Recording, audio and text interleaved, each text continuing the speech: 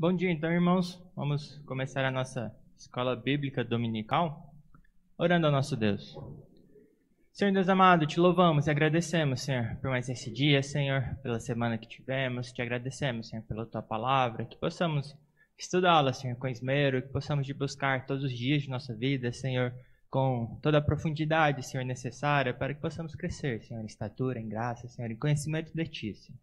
E te oramos isso pedindo em nome do teu Filho, Jesus Cristo. Amém. Muito bem, então a gente está no segundo mandamento. Hoje a gente provavelmente acaba o segundo mandamento. A questão é o que a gente viu domingo passado? Pergunta de praxe.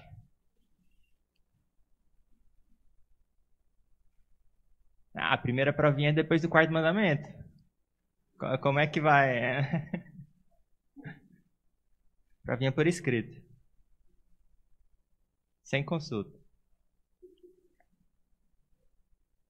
Muito bem, então o que a gente viu aula passada? A gente viu um pouquinho sobre imagens, sobre artes visuais, sobre a diferença entre imagens, adoração, culto a imagens, que é a idolatria, contra artes visuais também, arquitetura, pinturas, desenhos, músicas, coisas que não são contrárias à palavra de Deus, muito pelo contrário, a gente viu no tabernáculo como isso tinha também, como Deus instituiu, por exemplo, a história sacerdotal também para a beleza. E a gente viu também um pouquinho que eu quero recordar hoje, que é bênçãos e maldição. Então, o que a gente falou sobre bênçãos e maldição? Nesse mandamento, como que é? O que fala esse mandamento? O segundo mandamento?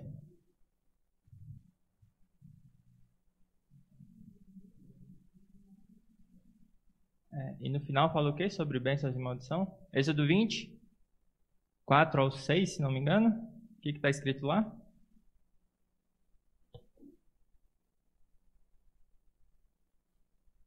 Alguém lê?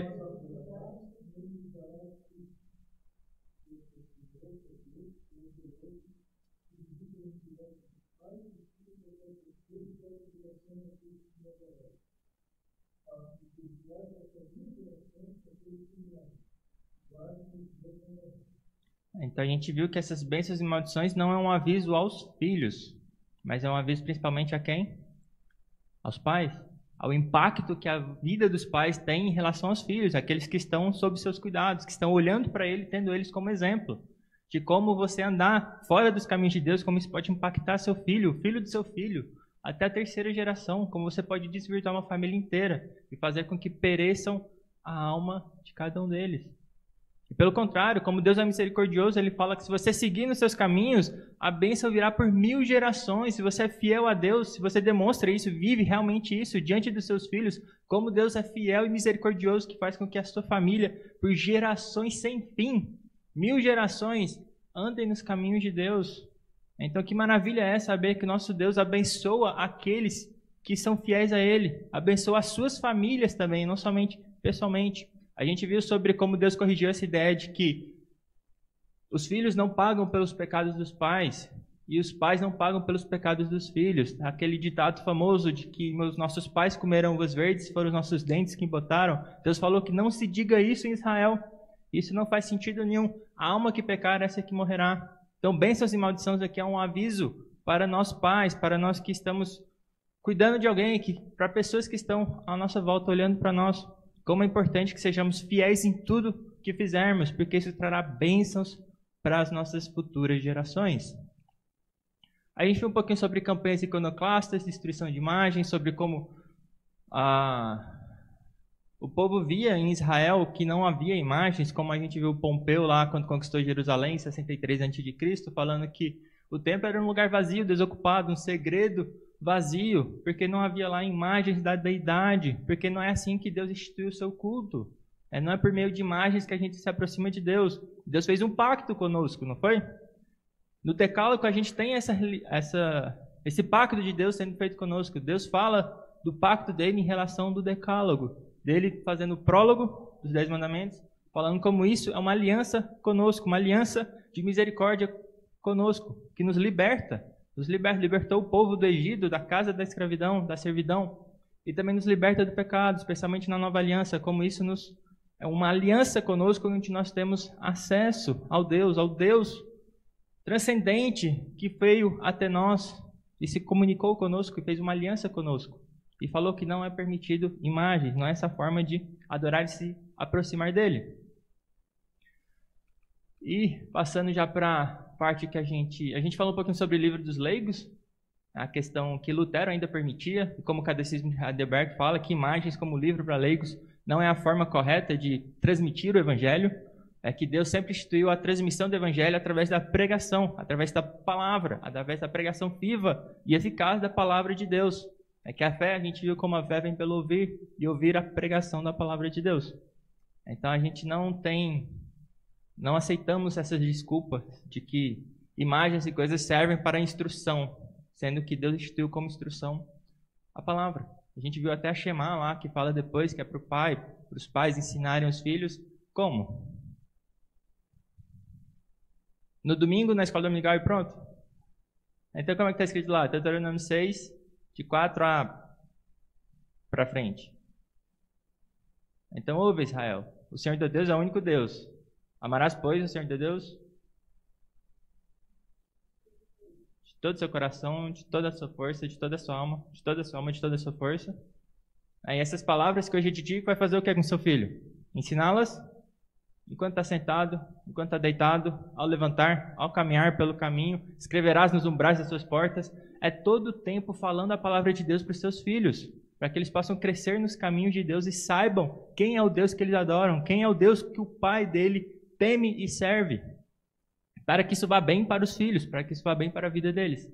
Então a pregação, o evangelho é transmitido especialmente, principalmente, através da palavra, através da pregação, através do que você fala ao seu filho e demonstra também, obviamente, com a sua vida, vivendo o evangelho.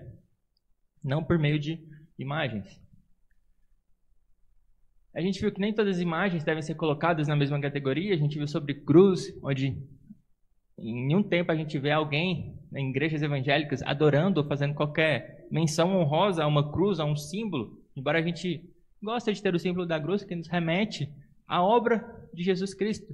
Mas ninguém nunca adora a cruz. Tanto que se essa cruz aqui for derrubada, destruída, queimada, a gente não vai chorar. A gente vai achar ruim, porque a gente está perdendo alguma coisa legal. Mas a gente não vai chorar e vai falar que desastre, que calamidade.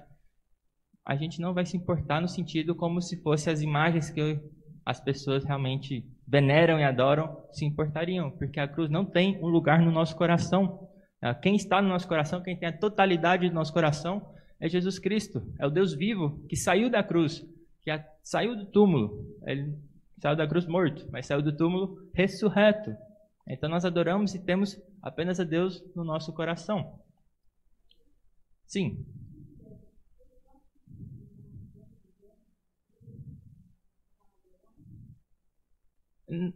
Por que se ajoelharia diante da cruz?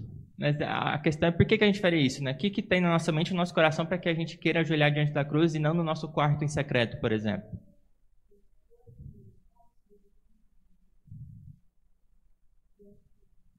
Então, depende da motivação.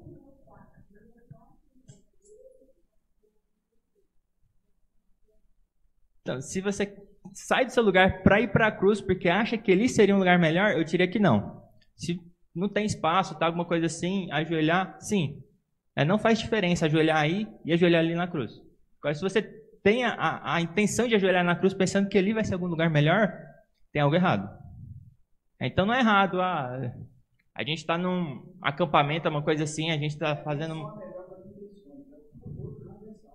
Tem também. Fugir da aparência do mal e tudo.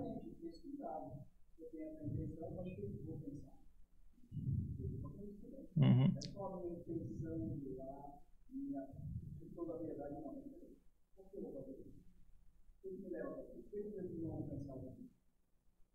Então tem dois lados mesmo. Tanto o que está no meu coração, como o que os outros estão vendo. Né? Por que eu vou fazendo isso? Eu estou instigando realmente uma prática boa no meu filho? Ou os outros que estão vendo? Ou ele está pensando que ali é um lugar santo? Que é algo que vai fazer com que Deus ouça a sua oração? Em vez de ter um coração puro, em vez de ter uma vida reta diante de Deus, assim que Deus ouve a nossa oração, não é ajoelhando diante da cruz. Né? Não é isso que vai fazer com que Deus ouça a nossa oração. Então, esses dois lados importam de fato. O que está no nosso coração, a nossa motivação, principalmente a nossa motivação, e também o que a gente está passando para os outros. Qual que é a imagem que a gente está passando para os outros, especialmente os da fé, os que são dos nossos.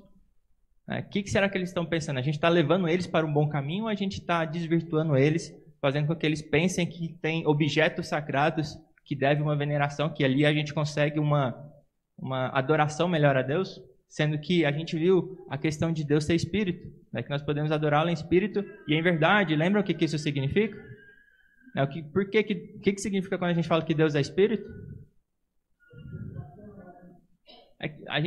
Significa principalmente que Deus é invisível, né? Por isso que a gente não tem imagem também, Deus não se apresenta em forma, mas também que ele não é contido no espaço. Ele está em todos os lugares, ele preenche os céus e a terra, e não existe mais um templo fixo, ou um lugar, um objeto, ou qualquer ponto onde a gente tenha Deus como um lugar especial para adoração. A gente não ora virado para Jerusalém, a gente não olha virado para o templo, a gente não ora debaixo de uma cruz, porque a gente adora a Deus e ora a Deus em espírito e em verdade. O que importa é a verdade, como Deus instituiu, o que está no nosso coração, não é o lugar que a gente está.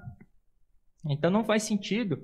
E como o Fabrício falou, seria muito mais danoso aos que estão olhando a gente procurar esses lugares como se fossem lugares especiais. Aí você vai passar uma imagem muito errada para os que estão vendo.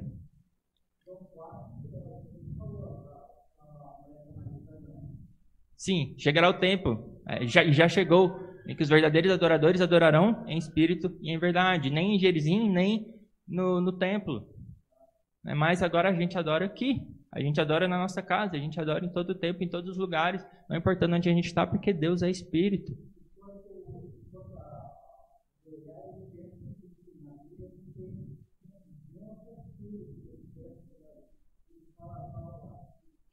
Eu diria que a postura que você sente mais confortável, que você concentra mais, é essa que você faça. Antigamente se orava em pé, com as mãos levantadas. A gente também tem casos no Novo Testamento onde fala de joelhos. Por esta causa me ponho de joelhos. No terceiro mandamento, esse é o primeiro versículo que a gente vai ver. Por esta causa me ponho de joelhos. Não é errado pôr de joelho, não é errado orar em pé, não é errado orar de olhos abertos. Não é errado orar de olhos fechados.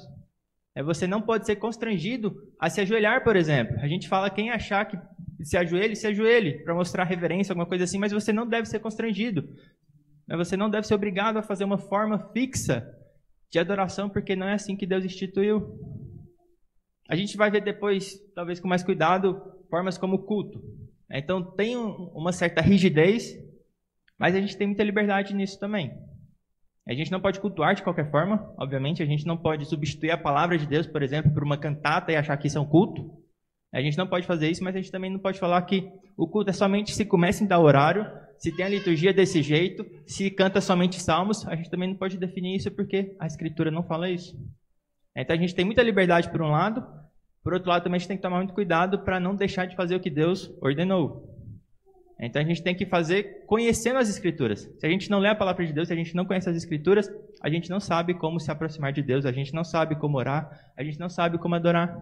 Se a gente não lê os Salmos, se a gente não lê toda a Escritura, tanto o Antigo Testamento como o Novo, como é que eu vou orar a Deus verdadeiramente sabendo o que agrada a Ele, a forma correta de orar, o que tem que ter no meu coração, se eu não conheço a Escritura, se eu não tenho um relacionamento com Deus? A forma que Deus governa a igreja e governa as nossas vidas é pela palavra de Deus. Deus não está falando para você a toda hora o que você tem que fazer. O Espírito Santo age pela palavra de Deus. Mas se você não conhece a palavra de Deus, como é que o Espírito Santo vai agir na sua vida? O que ele vai te fazer lembrar se você nunca leu a palavra de Deus?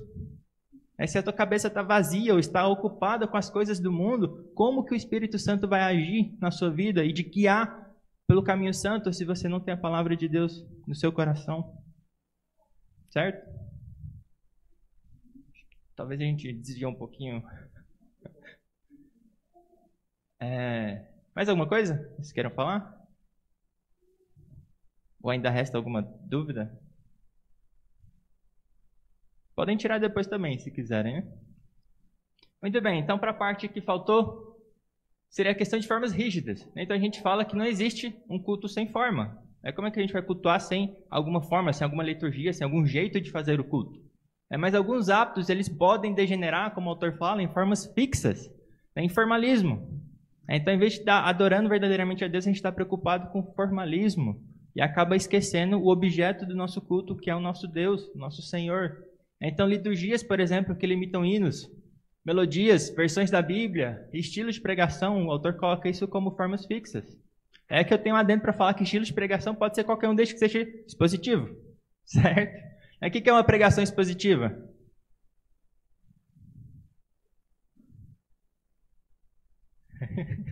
É curioso, porque se a gente vai em muitas igrejas, as pregações não são expositivas. A expositiva é explicar o texto.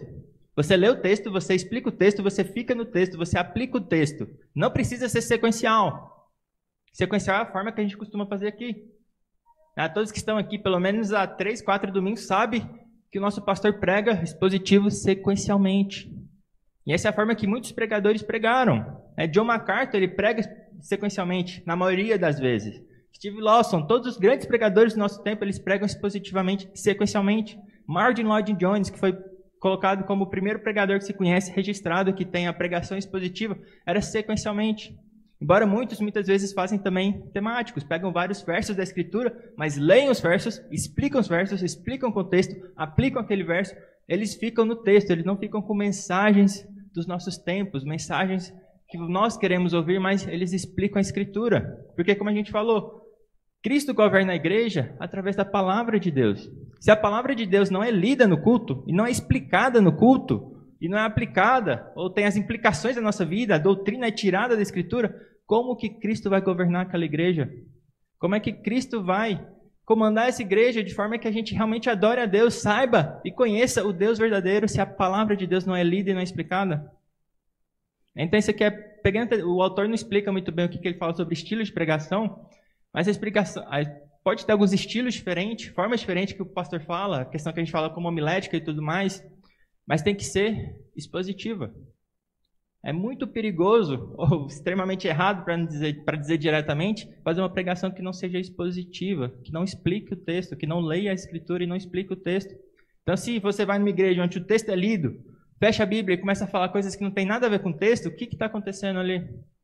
Qual que é a importância do que está sendo falado ali no culto, se não é uma pregação que explica a palavra de Deus? Não tem palavra de Deus naquele culto, não é culto, certo?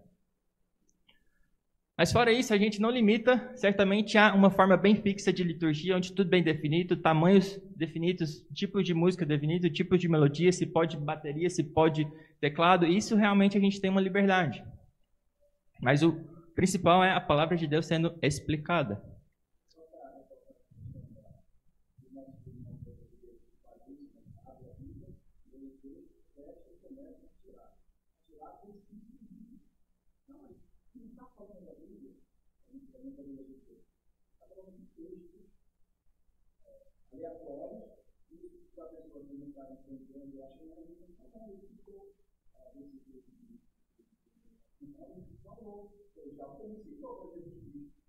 Exatamente. Esse é um ótimo exemplo. Satanás usou a palavra de Deus para tentar desvirtuar.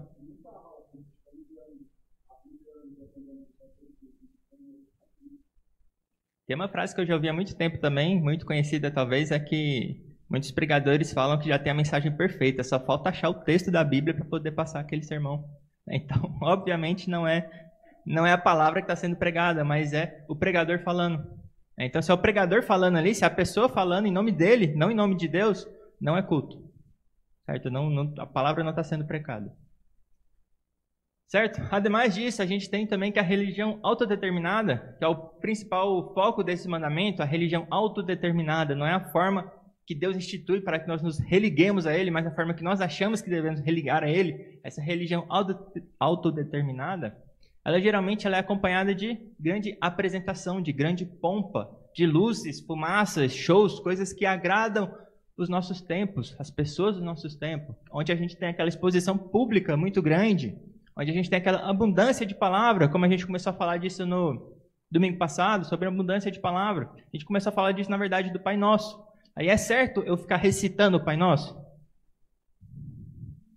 Sim, Jesus Cristo instituiu o Pai Nosso. Ele falou para nós do Pai Nosso, não é errado a gente recitar as Escrituras. Não é errado a gente ficar falando para todo dia a gente orar o Pai Nosso. Não tem erro nisso. Quanto que isso pode se tornar um erro?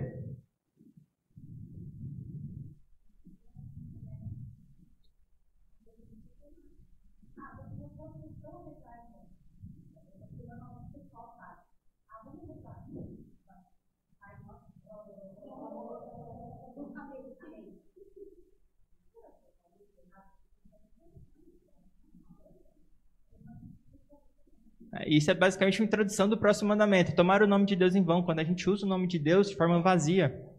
Quando a gente usa de forma vazia, ou pensando que o Pai Nosso vai ser algo, um mérito para nós. Se a gente orar tantas vezes o Pai Nosso, se isso vai servir como um mérito, como algo que possa...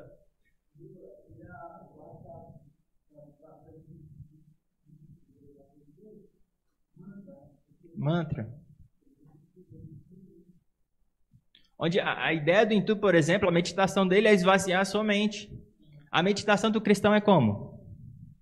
É encher a sua mente. Encher de quê? Da palavra de Deus. A nossa meditação é extremamente diferente da meditação do mundo, que busca a paz por meio de ficar vazio. Não, a gente busca a paz por meio de encher-nos do Espírito Santo, de encher-nos da palavra de Deus. Então, se você não está enchendo da palavra de Deus, se você não medita no Pai Nosso toda vez que você ora, sabendo o que significa cada petição, por que você está fazendo o Pai Nosso? É uma mera repetição. Vira uma... papagaio.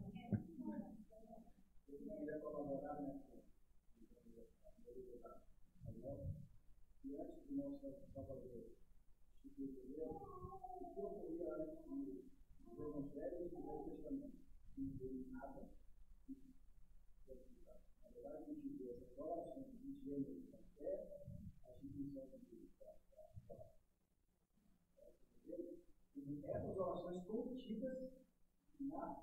E depois da instituição do Pai Nosso, a gente pergunta em alguma carta de Deus, Pai Nosso, vem ao terreno de Deus. A gente vê as orações dele contidas no Pai. Então, a gente raciocina, eu devo orar o Pai Nosso. Vamos orar uma vez, depois que a gente fala, a gente não faz não. É uma base, né? A gente não deve. Sim, a gente não vê relatado, né, que não que eles não orassem o Pai Nosso.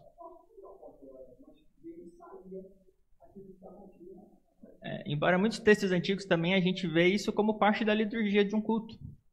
Então é errado colocar o Pai Nosso como parte da liturgia de um culto? Não. Então não tem erro em usar o Pai Nosso, mas certamente ele deve servir como modelo para todas as nossas orações. O motivo principal é para que nós possamos aprender a orar, não para que possamos aprender a repetir, mas para que possamos aprender a orar a Deus.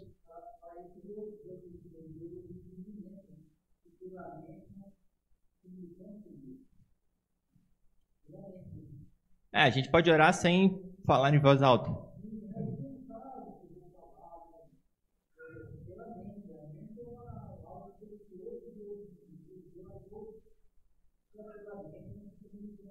E a gente vai prestar conta pelo que a gente pensa, né?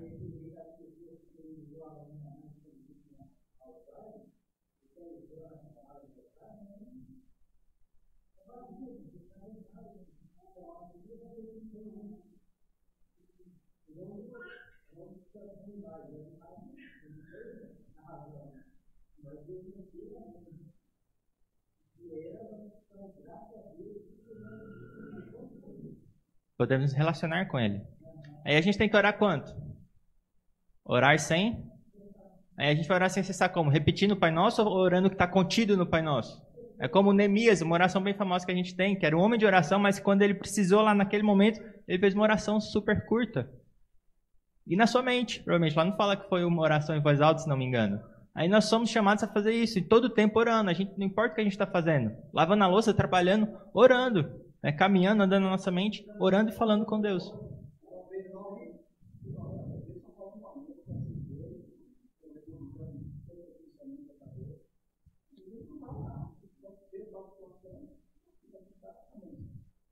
Entra na abundância de palavras, né? Não é a abundância de palavras que vai te tornar favorável, né?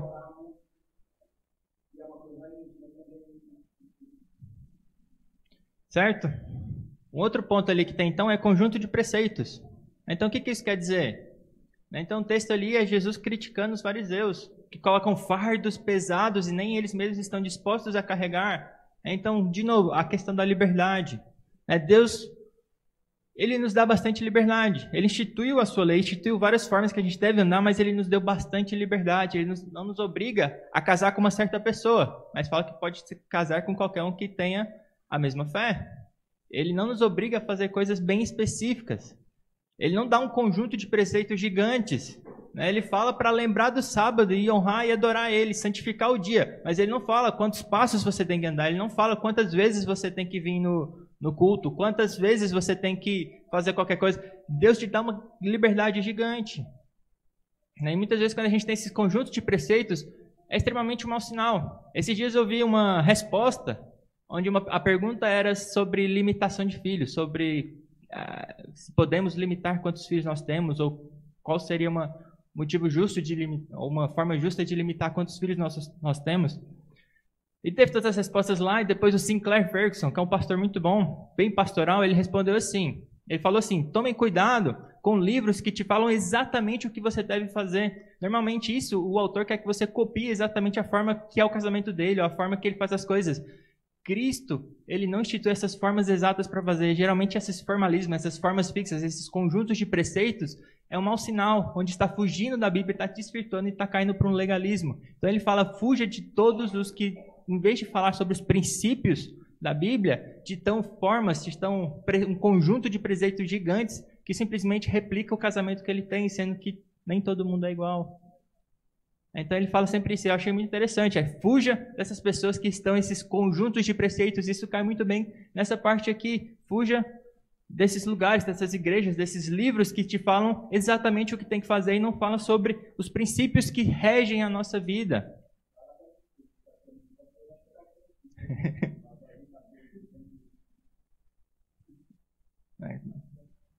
Que mordam um ou outro, né? Vão acabar, se mutilem um ou outro. Certo? Então, tudo bem até aí? Muito bem. Formas fixas, então, contudo, elas não são erradas em si. O credo apostólico, por exemplo, ele tem mais de 1000 anos. E a gente ainda declara ele. Então, tem alguma coisa errada com o credo apostólico? Não, ele tem mais de 1000 anos e ainda nós o confessamos. O credo apostólico não foi criado pelos apóstolos. Dizem que ele começou ali pelo século IV, foi até o século VIII ali, e a gente tem meio que ele fechado na forma que a gente tem mais ou menos hoje. A partir de frases que eram faladas em batismos, em coisas assim, a igreja acabou montando esse credo que é chamado de credo apostólico. E muitas vezes a gente recitamos, nós já recitamos ele aqui, na igreja também. Isso não é errado em si. Enquanto a gente entende aquilo lá como algo fiel às Escrituras, são credos, os credos são extremamente úteis para nós. Os credos, como eu já ouvi falar também, eles funcionam como uma cerquinha, onde a gente sabe até onde a gente pode ir na nossa teologia, onde eles nos ajudam a limitar para que a gente não caia na heresia. Eles servem para delimitar o que é sadio na nossa teologia. É por isso que a gente gosta de credos, a gente afirma os credos e as confissões da igreja. Por isso que a igreja presbiteriana tem 3 símbolos de fé, que são... Quais são?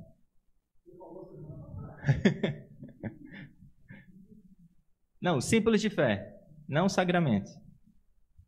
A confissão de fé de Westminster, o catecismo de Westminster e o breve catecismo de Westminster.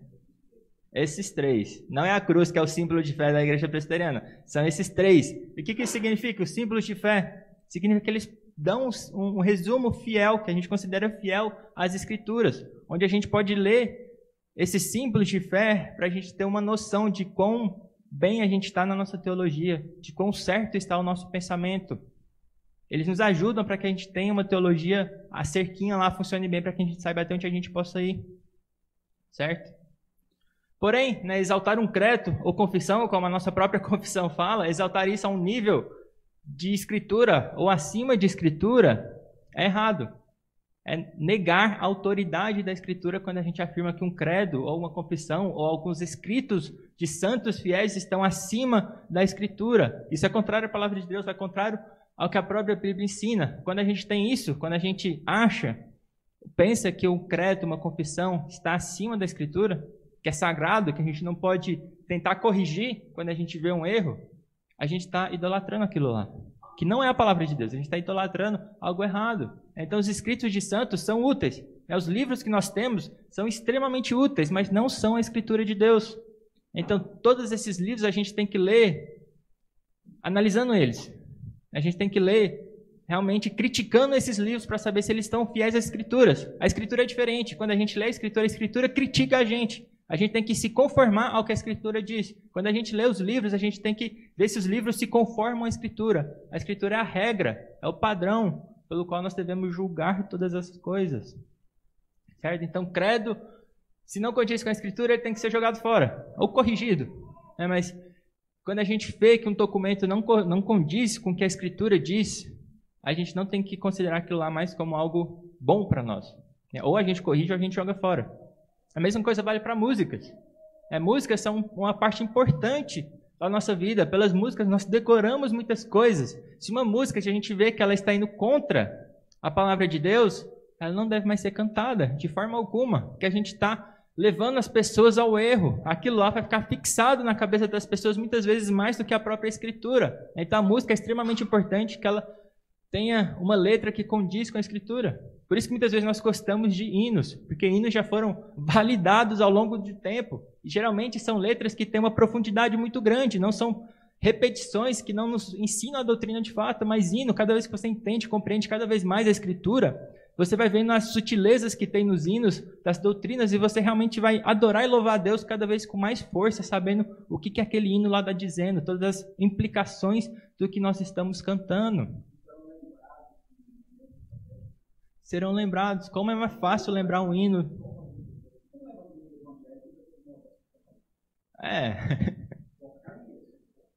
Não que não tenha coisas boas espalhadas por aí de tempos modernos, né? Mas é difícil achar. Certamente, tem muita coisa ruim. Certo? Só um ponto antes de a gente passar então. Antigamente, na igreja primitiva, a gente tinha 3 coisas principais que todo cristão tinha que ter em mente. Que era o recurso que as pessoas tinham, por exemplo, para evangelismo, para discipulado. Aí vocês sabem quais são? Especialmente na época em que a gente não tinha Escritura, como a gente tem tão facilmente hoje nos nossos dias. Todo cristão tinha o quê? Os 10 mandamentos. Aí o que eu ia fazer domingo passado, que não chegou aqui, que eu não fiz no início, é recitar os 10 mandamentos com vocês.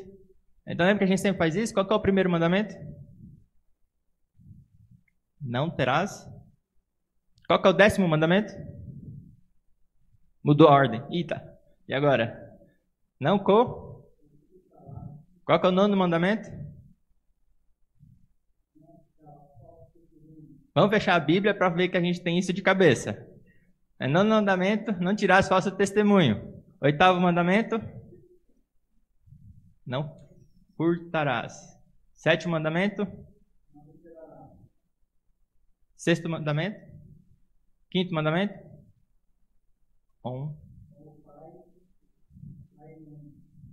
4º mandamento, lembra-te.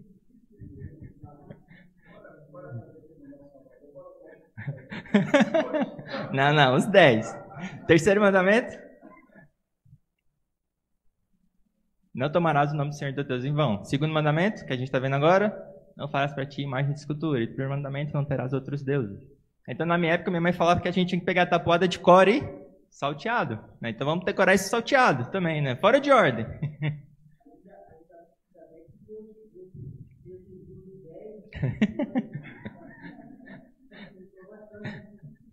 Não, mas os 10 mandamentos, até o final a gente vai ter isso de cor e salteado. O outro ponto, o outro recurso que a igreja tinha era o Pai Nosso. Sabemos o Pai Nosso de cor?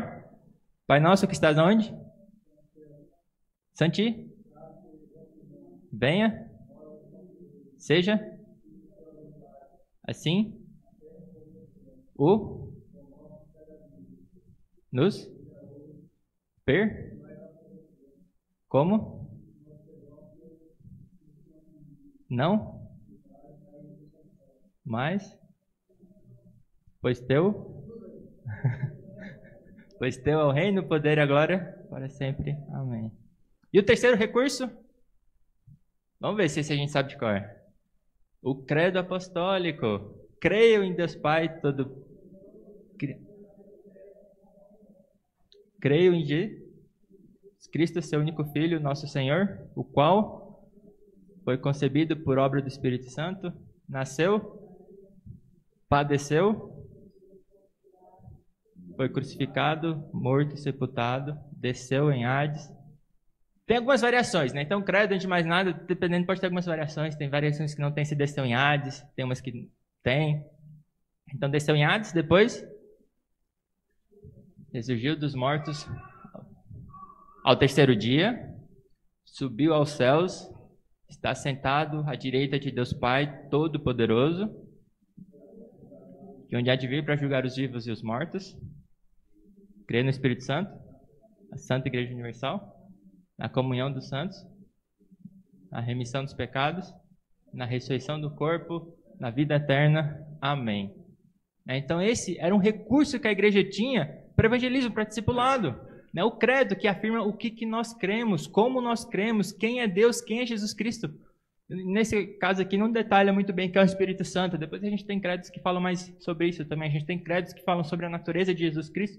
Mas o credo apostólico era um recurso muito utilizado antigamente, onde nós tínhamos de cor, porque isso nos ajuda a ter sempre em mente um resumo muito bom sobre a palavra de Deus, sobre quem é Deus, sobre a pessoa de Jesus Cristo. Então, esses eram recursos que a gente tinha de cor.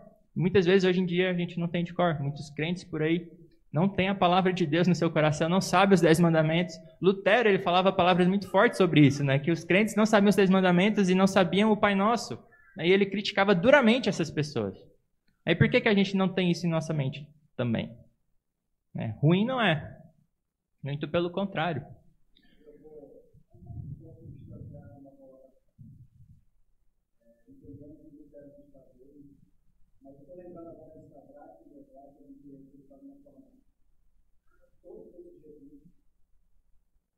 Não vou lembrar. O que ele falou lá fora? É legal estudar, mas a gente não deve esquecer. Porque ele dá o entendimento do Espírito da palavra. Essas coisas não tem. São didáticas, são bacanas, são importantes. Mas o dia da formação não está lá para nós. Não está literário, não está mas a gente nem fale nada. Não esquecer, né? Da palavra em si. Lembra do Apocalipse, a leitura, entendimento, nosso Salvador, Pedro pelo caiu na água. Então, quando a gente fala sobre esses auxílios, para que isso não fique mais na nossa mente do que a nuvem do testemunho, as nossas circunstâncias, o Senhor permite que nós nós recorremos a Deus, mas não então, é o que a gente está falando. Formas fixas, a gente tem que tomar um cuidado para não degenerar em formalismo. Contudo, todos esses recursos que a gente está falando é para o nosso auxílio. Por que Jonas orou na barriga do peixe daquela forma? Porque ele tinha os salmos na sua mente. Ele não orou todos os salmos da forma que ele conhecia, mas porque ele tinha isso, era um exercício para ele espiritual. Um exercício que vale muito mais do que o exercício carnal aqui. Esse exercício espiritual que a gente está falando que é muito útil, que a gente tenha essas coisas na nossa mente, porque na hora da aprovação, a gente só vai estar firme na nossa fé se a gente praticou, se a gente tem um conhecimento profundo disso. Como é que a gente vai falar, Senhor, me ajuda, se a gente não tem um conhecimento profundo de quem é Deus, que Ele tem o poder para nos ajudar? A gente só tem esse conhecimento se a gente pratica, se a gente lê a palavra de Deus, se a gente tem isso como um exercício diário, espiritual. Então é isso que a gente está falando. A igreja primitiva tinha esse recurso, não simplesmente para a hora da aprovação, para ver o que ela falava, mas para passar para os outros, para evangelizar, para discipular e para aprovação. Como isso já está tudo tão fixado na sua mente, ela não precisa recitar. Aquilo tudo vai passar na sua mente certamente como um flash.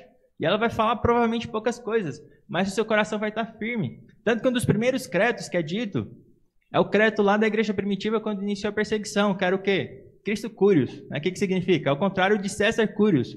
Então o que é? Jesus Cristo é Senhor. O primeiro credo que a gente costuma falar são 2 palavras no grego. Jesus Cristo, o Cristo é o Senhor. 4 palavrinhas para o nosso. E essa é a confissão que eles se firmavam na perseguição. Quando eles eram presos, eles tinham que afirmar esse credo. E se eles afirmassem, eles morriam. Imagina você como pai, se um filho seu é pego naquela perseguição. O ideal é que ele não fosse pego, mas se ele fosse pego, 2 coisas podiam acontecer. Uma é você ver ele solto e livre. Se você visse isso, o que você ia acontecer? O que você ia pensar do seu filho? Você ia dar graças a Deus porque ele se libertou dos romanos?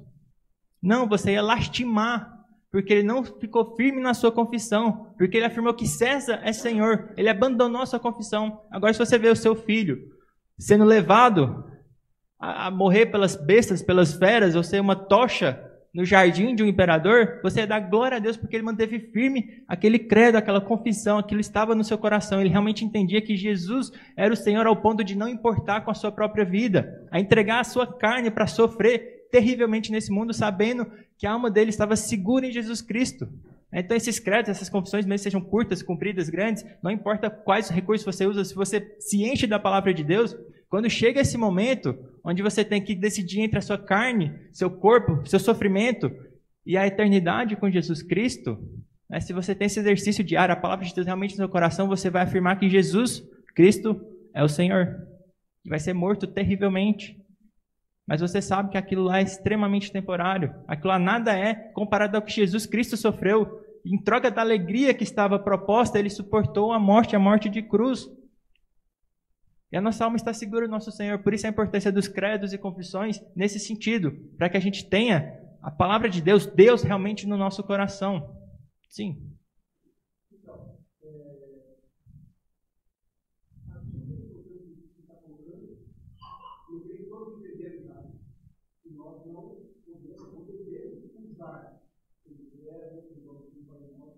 Como algo virtualmente. Aquilo definitivo, que é a primeira colocou ficar definitivo. Eu só quero trazer só um exemplo de como isso pode ser prático sendo feito da primeira fé. Como foi até lembrado do convite de novo, a questão da oração do Pai Nosso. Por que é importante nós sabermos e até mesmo temporário da oração? Não é para ficar repetindo, mas é para nós, de fato, aprender a orar. Mesmo nós conhecendo, eu creio que muitos conhecem muito bem aí do Pai Nosso, mas nós conhecendo o Pai Nosso, nós não usamos o Pai Nosso como um modelo de oração. Se os irmãos prestarem atenção nas suas próprias orações, sejam elas particulares, como sendo elas públicas, nós podemos observar que o Pai Nosso não tem sido colocado ou observado como um modelo. Só por exemplo, começa lá, Pai Nosso que está no céu, santificado seja o teu nome. O que quer dizer isso?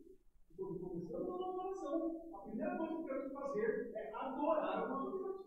Quantas vezes nós oramos e não adoramos o nosso Deus? Nós começamos, particularmente, adorando o nosso Deus. Por quê? Porque não temos essa oração modelo na mente. Não exercitamos, né? Então, só isso. Depois, se você ler toda a oração, você vai ver. Quantas vezes confessamos os nossos pecados nas nossas orações particulares? Então, não é uma oração modelo. Então, o Pai Nosso não está sendo a nossa oração modelo. Não está sendo. Porque nós não sabemos. E nós nem lembramos do Pai Nosso. Ele está sendo ensinado para nós. Nossa mente não captou isso.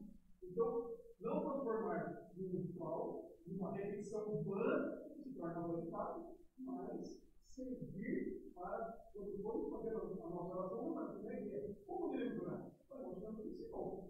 Não é falar que nós vai orar isso, mas a gente tem que orar como modelo assim pelo credo.